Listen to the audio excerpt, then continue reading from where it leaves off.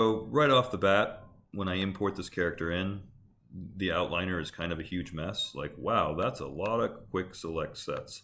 Not really going to worry about that, but if you wanted to clean up your outliner, it's maybe not a bad idea. For this demo, I'm not going to worry about the fact that, well, he's even got end cloth on here, it looks like. Crazy. All right. I'm not going to worry too much about that. I just want to go over how to pose the character, light the character, and hopefully make it look fairly cool. Here we go. The bottom, this is considered the top level controller, this bottom curve. In this case, it's like a pretty fancy looking thing. And this is usually how we would move the entire character. So if we wanted to simply move the character forward, backwards, or whatever, this is the top of the hierarchy. You shouldn't have any problems, except again, it's not bad to test because look, you can see that the cloth is not moving with it. I'm guessing that's the end cloth that probably came with, or probably has end cloth attached to it anyway. If we want that to move with the character, it needs to be grouped in there. So if I wanted to, let's try it. I'll select the cape thing back here. That's the child. I'll shift select the top level controller and I'll hit P for parent. So what that does is it makes the top level controller a parent of the cape. Now, hopefully, if endcloth doesn't fight with me, I can move this and the cape's gonna, or not. Well, that's kind of what I meant about possibly having a broken rig. Now, if that's attached in some way to cloth, then yeah, it's under the world controller right now, so it should definitely go with it. I'm going to hide this for right now. I'm not really sure why. I can put it under, let's put it under this thing. All right, I don't want to confuse you guys. What I'm going to do is I'm going to put this red strap under this one as a child. So if I select the red strap first, then select this guy, then I hit P for parent, then this becomes a child of this, meaning that if I select this, the whole thing's selected. The reason I'm doing that is because I want to make sure that when he moves or gets posed, that everything moves with him. So is that now moving? Wow. It's still not. It should. But if I can't make it work, then I'm just going to... Oh, because it definitely does have end cloth. I thought that might be the case. Let's just hide it or delete it for right now. That's kind of lame, but it's not really what this is about. We can fight with that later. Hide that guy. All right. Are you guys here in the chat? Yes, you are here. Oh, cool. All right. I didn't even have to ask. That's good. All right, let's keep going. Cool. So how do we pose this guy? This is kind of a... This is something that I would like to address really quickly, but we should have some kind of reference for this, right? So like, I don't know. I'm always all about like the kung fu poses personally, but you could do whatever you want. Find something that's cool, you know, again, that you wanna have for a pose. You know, could be something that's relatively simple, you know. So note the angle of the shoulders and the angle of the hips, for example. Like how are we going to twist the body? That becomes kind of one of the main things, is the action line or the line through the body. So what are the hips doing? What are the shoulders doing? That's usually how I start. Now, these guys are control curves. We've got a bunch of control curves through the entire character. For the feet and legs, the control curves get moved. So if I want to pose the leg, I can grab the foot control curve and simply move it. When I move it, you should see the leg bends like this, right? And we can also rotate this guy as well, and thereby kind of point the foot, pose the leg. Works pretty well. This knee controller, as you can kind of already tell, is going to we move it to move the knee in and out. So that's kind of how we would pose the leg. Pretty easy. But before we, and if you have extra controllers like these guys are most likely going to be how you curl, as you can see with the attributes here. So if you wanted to curl the toe, that's how you would do it. You curl the toe, grab these controllers, go to the channel bar, excuse me, go to the channel bar, curves, and you may see an additional attribute, right? It's probably up here too. That's not always the case. You might just rotate, but see how the rotate's locked and the move is locked? If you see that your widget is locked, W locked, E locked, it's all locked. It's gray, it's locked. Okay, then that means that it's in the attributes, or yeah, in the attribute editor here under the lock. And here we have a step and a curl, which is pretty cool. Wow, a step. Nice. So there's your foot roll. That's what we call a foot roll. If we want to make the character walk, we need to have that. Anyway, I'm getting ahead of myself. We want to pose this a bit like Bruce Lee. Let's just get kind of close. So I'll zero this stuff back out.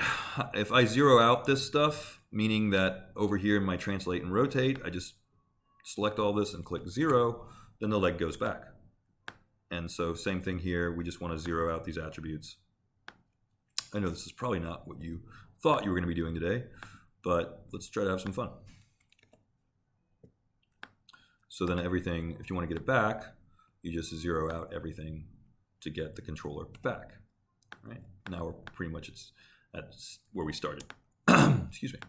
So then what are we going to do here? We're going to pose this character to look a bit like this, or kind of close to it. Kind of want a full body photo. Would be kind of better than just it being cut off. Kind of get, you know, something where you can see that the legs are doing too. That'd be cool. All right. Again, note that what is the angle of the hips versus the angle of the shoulders? That's always a good starting place. So hips, center of gravity, move the hips down. If you do that, the legs will bend, like so.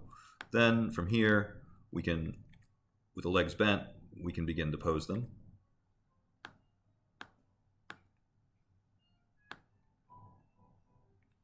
You can actually rotate this as well.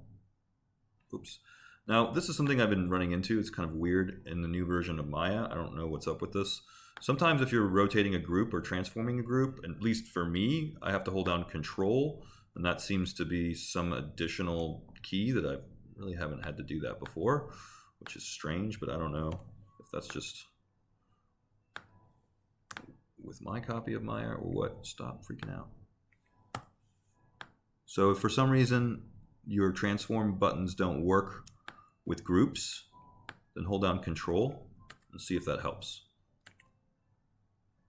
Because definitely for me, if I'm noticing that my transformation stuff is breaking, my move, scale, rotate, my W, E, and R is for some reason getting broken, then it might be because I'm trying to manipulate a group.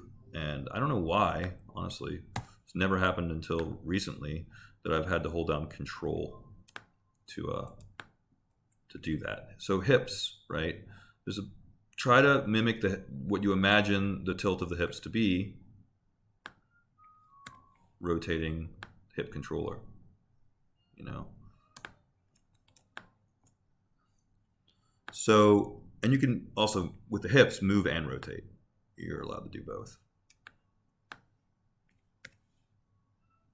You can rotate in different axes, because your hips are going to be kind of rotated against your shoulders oftentimes. And we have also these guys, these controllers in here, which will allow us to rotate the body or the spine. So then this is maybe also where you might want to have your reference loaded in as an image plane. That's another option, by the way. Instead of me just constantly popping back and forth. It does get kind of annoying, but just make it easy. Make an image plane out of it. I always find using reference image planes probably faster than just constantly popping back and forth. But that again depends on your philosophy here. Some people are like, I don't want to trace, I want to look at something and then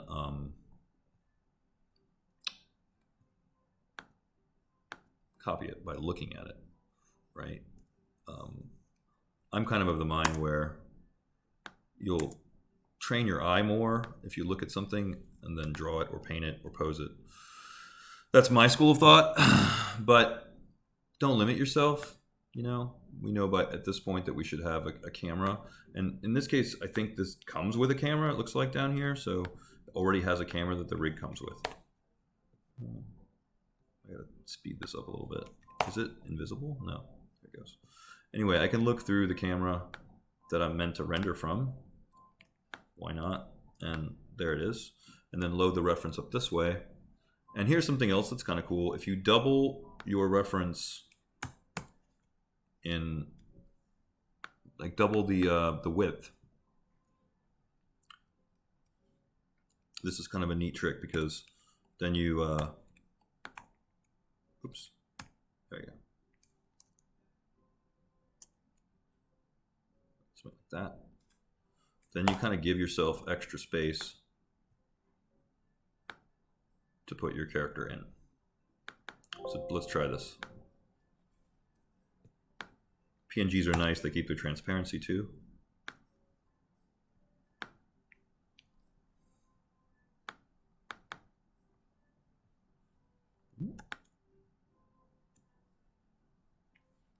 Wait, it didn't load up. That's strange. I could have sworn I just did this.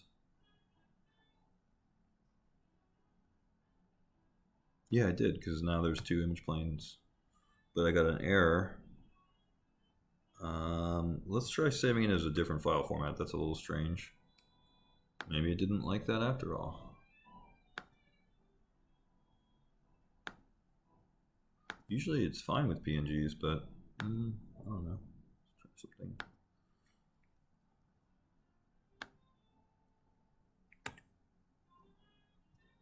If you guys have any questions about this, say something.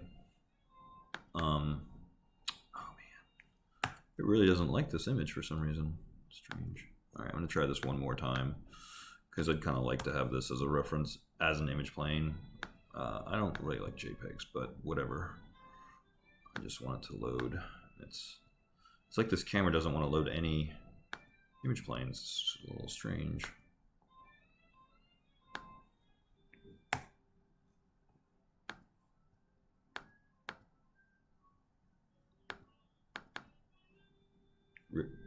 Okay then, that's sometimes just do it yourself, I guess. Make another camera. Just find that very strange, but whatever.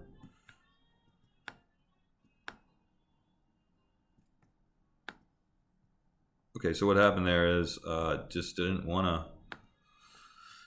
load the image plane in the camera it came with. And actually, it's, you know what? It's like my image plane function seems to be broken today. That's strange. There's one more way to do this. Beat a dead horse, but you know.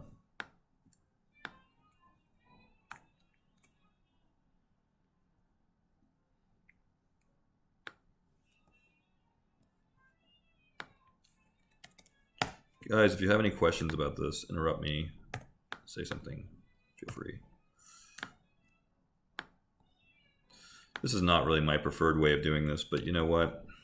I'm just trying to make it work. So I do find it very strange that the image plane stuff is weirdly not working. Use a surface shader because that's not going to affect your lighting.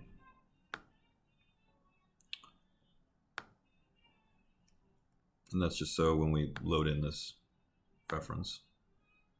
Oh, it's upside down. Not a big deal.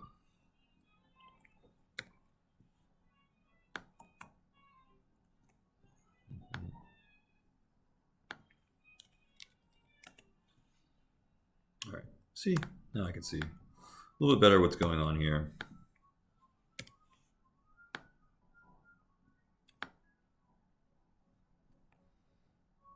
Let's not worry about that render camera and switch to, ooh, do I have, second thought.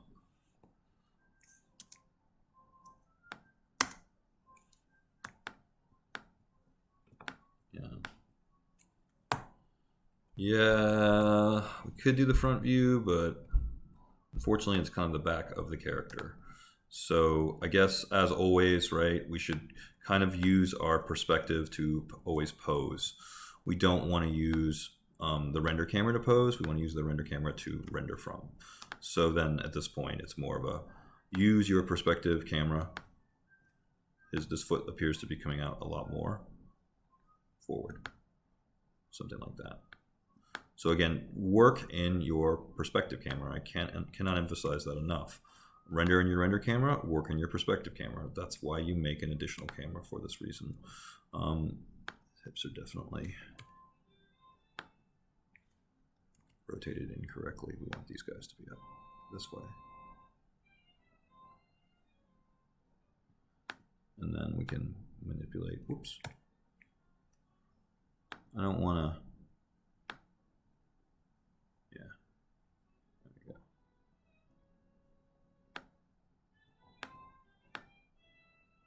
I don't want to get too into the posing when we have also lighting to deal with too, but just do the best you can. Look at your reference, try to emulate. Okay, so notice that I'm rotating the controllers for the back. You don't move these guys, you rotate them. So you can move and rotate the hips. This is important. So hips can definitely be moved and rotated as needed. However, your back, these guys, lower back, middle back, torso, these guys only get rotated, they don't get moved. Now, why does that make a difference? Why do we care? Oh, well, same thing with the neck, by the way. Neck only gets rotated.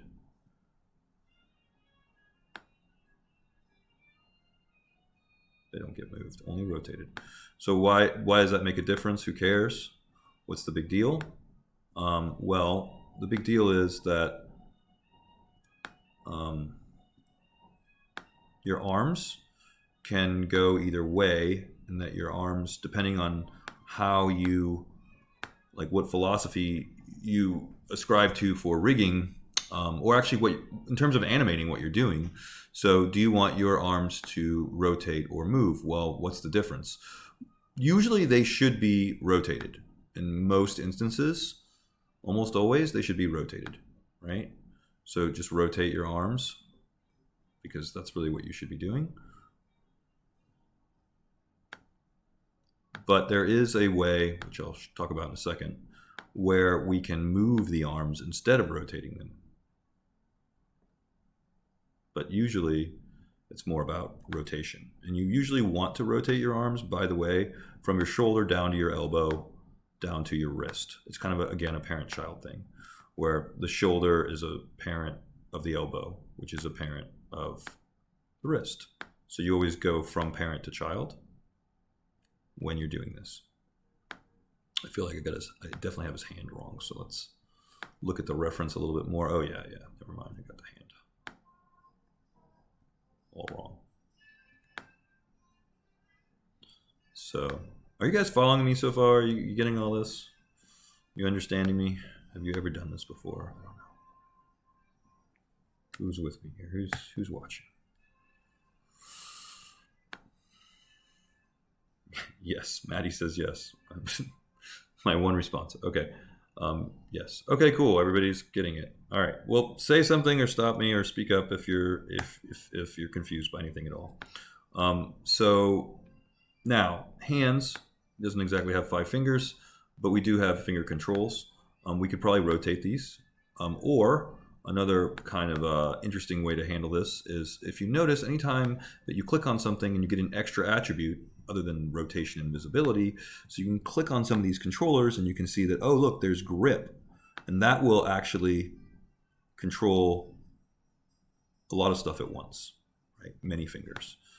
If you just control or click on one controller, then you're just going to control that one thing. So if you want to make this grip more tight, make a kind of a curl that curls a little bit more or less from each finger, make it look interesting. Probably should look at the reference again, but you're getting the idea, where you get something. Actually, his pinky looks like it's going out, so it's the exact opposite of what I've got. Whoops. You might be able to put this in a negative value sometimes, so let's try it. No, not in this case. Okay, well, looks like I'm just going to have to ad-lib a little bit here. Kind of like what I was doing before. Or actually, you know what? Let's force the issue. Just actually rotate it backwards. Aha. Now we've got, don't use the curl attribute, just simply, well, this one I can, I think, but I can also use my curl, or curl my finger with rotation versus the curl attribute. Now the difference is if you're using the curl attribute, it's driving the children underneath that. So in other words, it's a parent-child thing.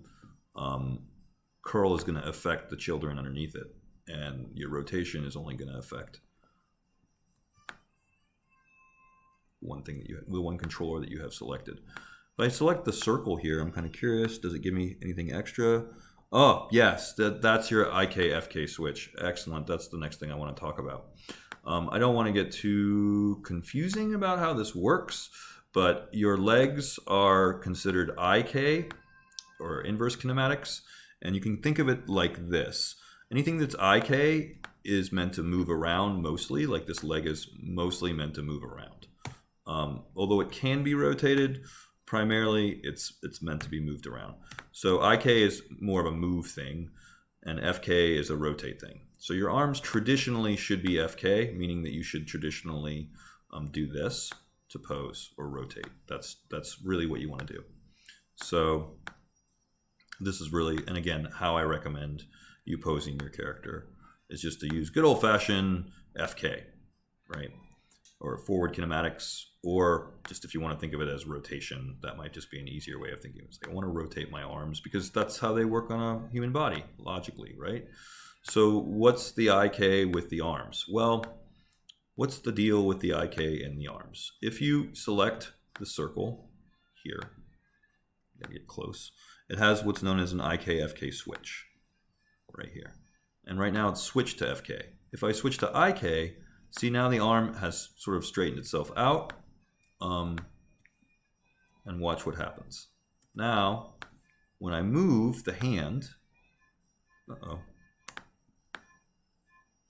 I guess it's this guy. Yeah, when I move the IK controller, it actually says IK right arm.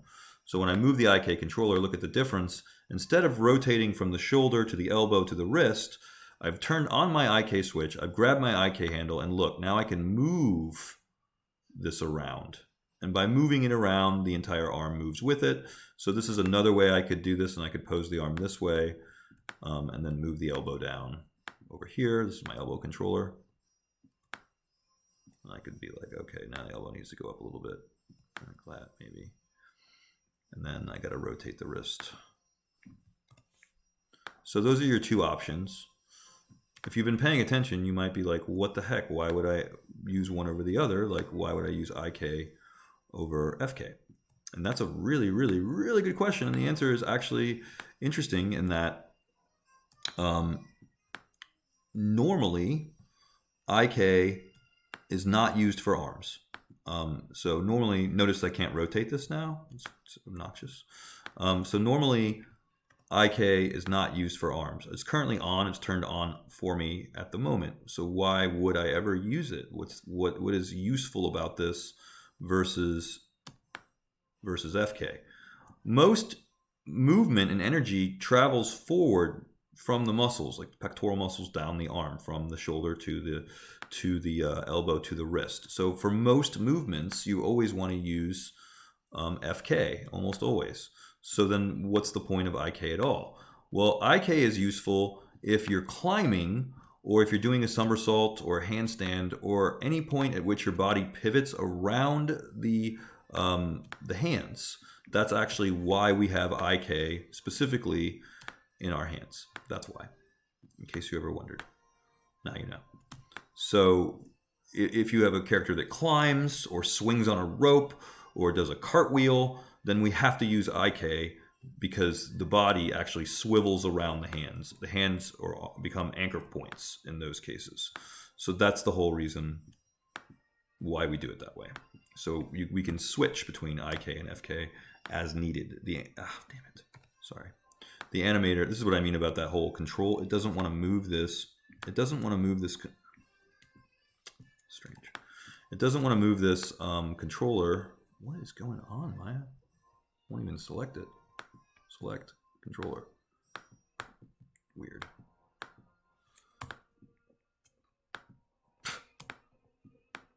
Can I do it in the outliner at least? Yeah, select would be great. This is super weird. I didn't have so much problems selecting stuff. There we go. Do it this way. Select it in my outliner. There we go. Like, you can select over here too, right? So I don't know why the selection in my viewport is acting so funky, but you know, let's get his leg a little fixed, a little bit more compared to his, you know, reference. Is this all making sense, guys? Are we ready to move on to lighting a little bit? Should I put the sword in his hand? I don't know. How do you guys feel about this? Put the sword in his hand? Did I hear sword in his hand? I don't know. What are your feelings? How do you feel? Sword? No sword? Yes, no? You're following, but what about the sword? Sword in hand, okay. Okay. Gotta make this fast, but we're gonna try and do it. If it's in a group, hopefully it is, right? We can check down here. Oh my god, not only is it in a group, it has its own controller. That's crazy. Fine. If it's got a controller, you should probably use the controller to move the sword around. Seriously? That's interesting. Okay, sure. I guess the ring, it's always the controller curve, right? So if you look carefully at this, you can see it actually has a controller curve at the handle. So that controller curve is what we want to use to move the thing around. And if you look carefully, you can actually see it also has a normal map, which is pretty cool. Normal maps for life, yo. That's a crazy sword.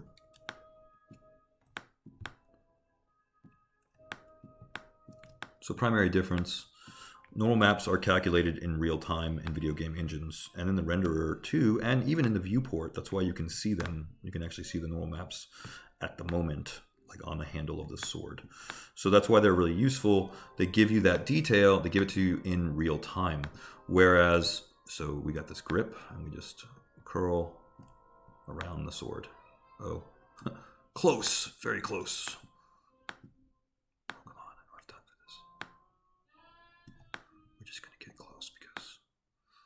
We got to move on to other stuff.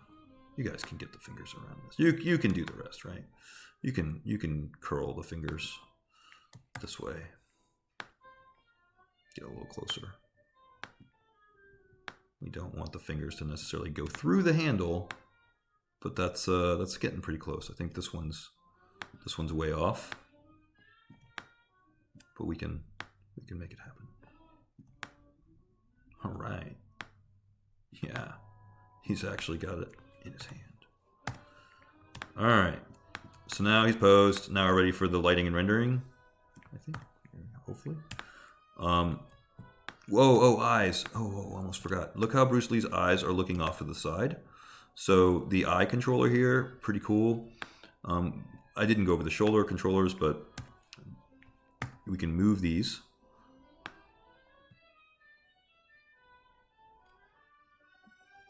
Note that that kind of breaks the FK stuff, but rotation. This guy.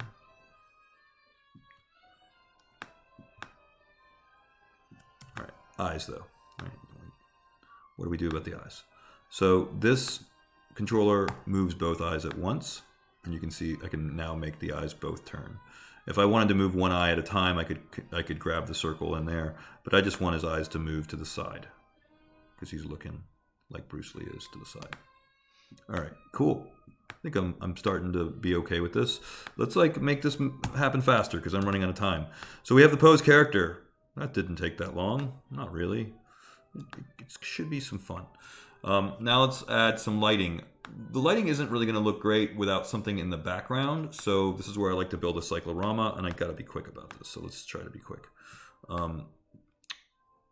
we want like maybe 4 in height and 2 in cap, and let's just make the subdivisions 8, and then, so it's a very primitive cylinder. From here, I'll delete half the cylinder and delete the roof. Whoa, the roof. I'm going to scale this guy a little bit more.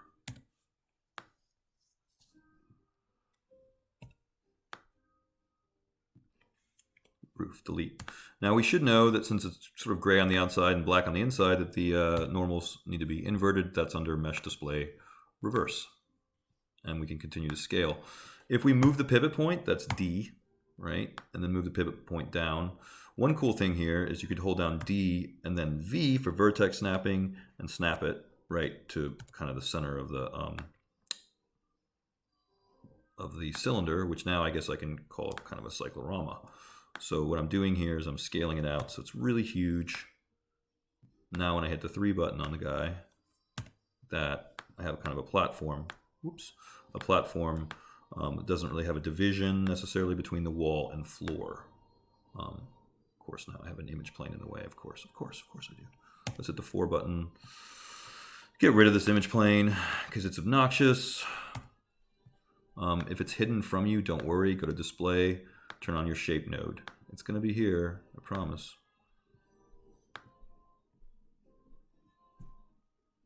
The image plane shape node. Do I have the wrong camera selected? It says front. And it's not showing me the image plane. No, there it goes.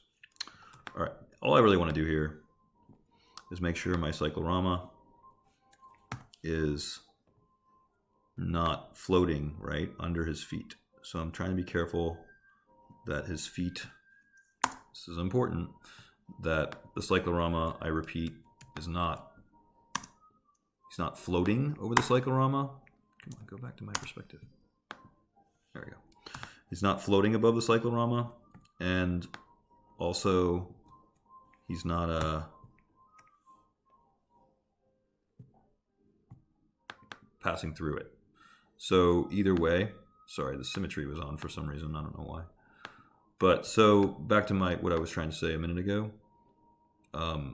When we move the cyclorama move the cyclorama around, sorry, we really want to pay especially close attention to whether or not he's floating or not, right? So just be really careful here. See, now this foot's going through. I don't want the foot to go through. So I select the foot controller and move it up a bit because, again, we don't want his foot to go through the floor. Like so. Or something like this. This isn't exactly perfect, but it's not too bad either, right?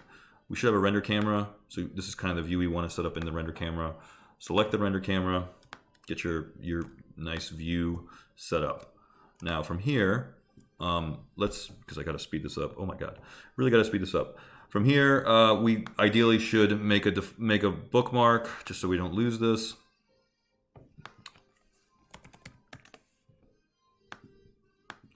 Almost like you guys already know how to light stuff. Why am I having to demonstrate this? All right, so that's pretty good.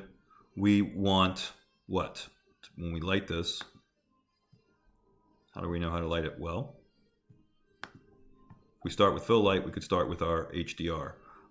It's just a question of what do you guys want to start with. I usually don't start with my fill light. I usually start with whatever I'm lighting the character with first. So like maybe an area light or maybe a spotlight, I don't know. Depends on your lighting scheme, doesn't it? Let's go with a spotlight. I'll look through selected. Why am I doing that? Because I'm now looking through my light as if it was a camera. I could hit the 7 button and I could actually see the pool of light that my character is in. With this assignment, you guys can create creatively, meaning that light in a way that's maybe spooky or dramatic or just simply shows off the character. I'm going to leave that up to you, actually. Have some fun with it. So anyway, Control A brings up my attribute editor. I could soften the edges out a little bit if I wanted to. I could increase the cone angle and so on. and we always want to change the intensity from a default of 1. By the way, it's always quadratic decay, so just get used to it. Note how the intensity changes. That's okay. We can always pump up the numbers to be whatever we want. And this is where I want you guys to practice your lighting skills, basically. Arnold, everything's done in Arnold. White light's boring, so maybe use some kind of Kelvin that's a little bit more interesting. Something warmer. Turn up our samples to 4. Let's go back to our render camera. What does it look like? Looks like that. And now we can kind of turn on our interactive renderer. We can start to have some fun. I'm running out of time here, but let's see what we're going to get really quick. I want to put a rim light behind the character, a rim light or a backlight, and that's going to pop the silhouette of the character from behind. That's the idea. So it'll outline. Oh, here we go. We can kind of begin to see where the problems are, right? So I want a larger cone angle, definitely. There we go. And pull the exposure the other way. Make something a little bit cooler. I feel like the target, I'll pause this for a second. I gotta hurry up. I feel like the target here of my light is not quite on my subject. So hopefully the T for target button is another way that you can point your light. Hit the 4 button for wireframe temporarily. Come on, things are slowing down on me and I don't have time for things to start to slow down. Oh, come on. Oh, there's my target. 7 button again. So you can look through the light. That's one way to aim it. You can also use the targeting, T for target. That's another way to aim it. Wake up, Maya. I'm out of time. Seriously.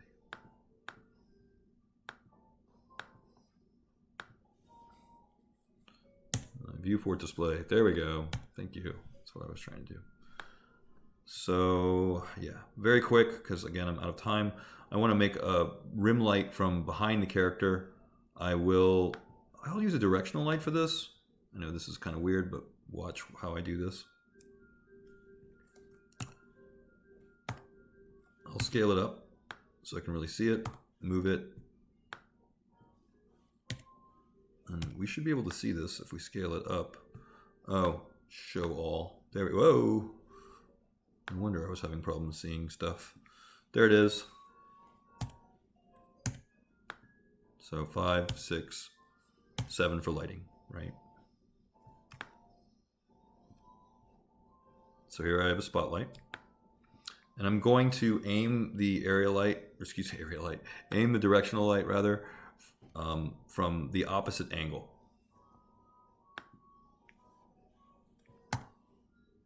So I'll rotate this. Please stop giving me this weird problem with my transformations. There we go. Something like that. Yeah, it's still doing it. So sometimes for me, I have to just hold down Control. It's the weirdest thing. I don't know why it's doing that. We'll really crank up this a lot. See, there's the rim light. Notice how it pops out behind the character. I'm going to make this kind of light blue. And now let's see. We have a nice dramatic render. Go back to my camera 1, which is my render camera. And then let's see what we're getting with this. Hopefully something that's starting to look good. Come on, I'm out of time, Maya. Stop misbehaving. Well, hopefully, once I get my render up and running again, everything suddenly slowed to a crawl. Oh, man.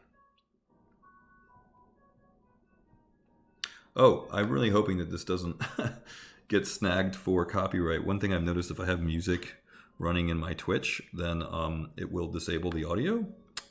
So that's a pain. So I tried backing up some of these videos to YouTube because certain students, who I will not name, wanted to watch the streams after they had expired, right? So I backed them up to YouTube, and I've been doing that for you guys in case you didn't know. So really, just why won't you render? I mean, you can see the effect I'm after, but I really would like to see it in the rendering window. Wake up, Maya. Okay. Can we open up a render window? Come on, please. But yeah, with music playing in the background, I may have to stop doing that because it flags it as copyright material, and then the whole thing gets muted. So, not too helpful for you if you can't hear anything. And this is something that happens to, well, recently anyway. I had a lot of friends that were DJing on Twitch, and what they were finding is that their mixes were getting muted because every time the algorithm found a song that was copyrighted, which they all, or most of them are, I guess, then it would mute that portion of their DJ set. Well, turns out that it also happens to me when I'm doing my thing, right? So, great. All right. We're not seeing that much light on here. I've got about 5 minutes. So first, let's try to make this work. Render resolution gate, right? This is your resolution gate.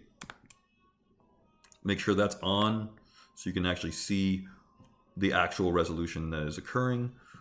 In this case, both lights are too dark, right? I'm not getting enough out of both lights. So don't be afraid to just crank up the intensity.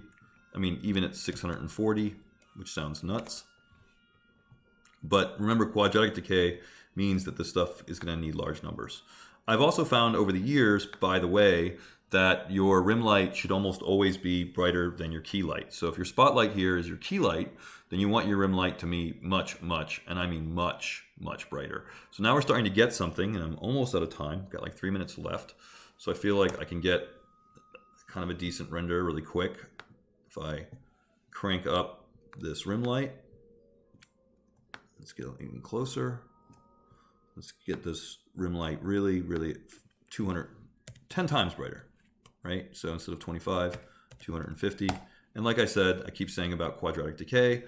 Quadratic decay is always going to force you to really push these lights much higher than you think you might need to.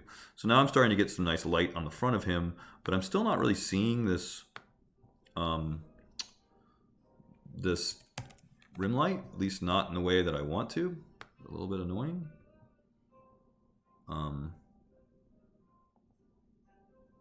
You can kind of see it in the viewport happening the way I want. Super bright. This is kind of what I want to see in my render, and I'm not. It's annoying.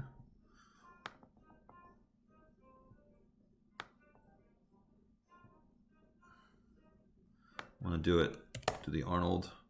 This intensity, by the way, let's go back down. No. This intensity, or these settings, like the color especially, is going to get overridden by this Arnold color temperature. We also have exposure here. Remember, exposure does a lot of work. So if we turn up our exposure, we should really see this happening. So let me turn the interactive renderer back on. And if we start to get noise, of course, we do have our samples here. So I'm not like super thrilled about the noise that's happening, but we can, of course, brute force turn up the sampling here. We can also turn up the sampling if we need to in our render settings up here. So don't forget, we have sampling obviously in the Arnold renderer here too. So if you feel like you're still getting a lot of noise, then you can turn these up too. But this is going to make all of your rendering time kind of jump. So I suggest trying to get this working first whenever possible. I'm questioning the wisdom of using a directional light for my rim light. I'm about out of time. I've only got the one key light working for me, but man, the rim light is doing what I want it to do here in the viewport. You know what? I know I'm out of time, but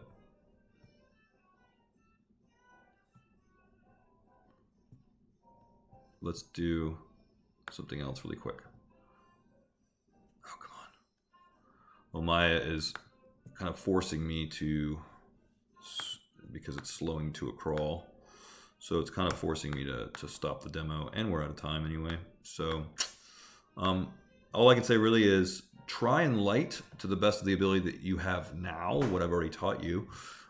So try to create some cool dramatic lighting with what I've taught you. Remember that your fill light is best created with your sky dome. You don't absolutely have to use your sky dome though in this particular assignment.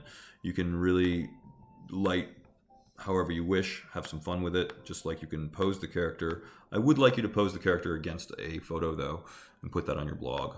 I'd say it's official that Maya is now kind of frozen, so that's always a good time to stop the demo, so I'll stop here.